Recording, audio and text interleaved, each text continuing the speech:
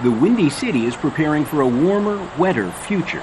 We're not going to move Chicago, so let's make sure Chicago's a great place if the weather changes around us. And then what can we do to make sure that there are fewer of those potential changes? This northern city, known for its brutal winters, is facing an increasingly southern climate. In the 20th century, Chicago averaged fewer than 15 days over 32 degrees Celsius each year. By the end of the 21st, forecasters expect more than 72 and a third more rain in winter and spring.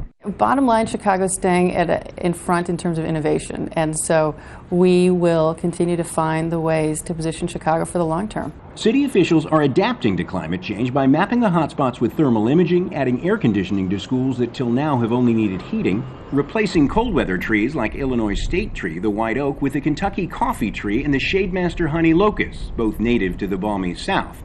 And they're swapping paved alleys for water-absorbing bricks. Our precipitation is going to come more intensely and more concentrated. And that's an issue when you've already got flooding problems. We need our infrastructure to adapt to these changing climates.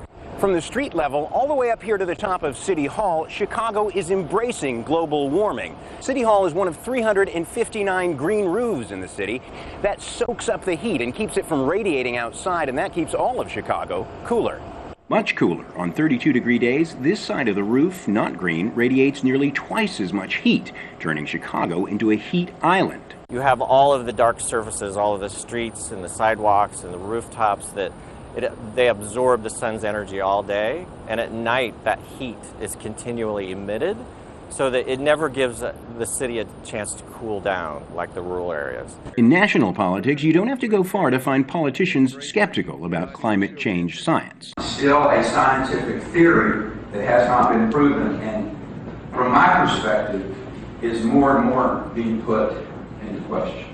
Here they're taking climate control seriously. The U.S. Green Building Council calls Chicago the greenest city on the planet, a planet that's just a bit cooler because the city of big shoulders is carrying global warming to a new level.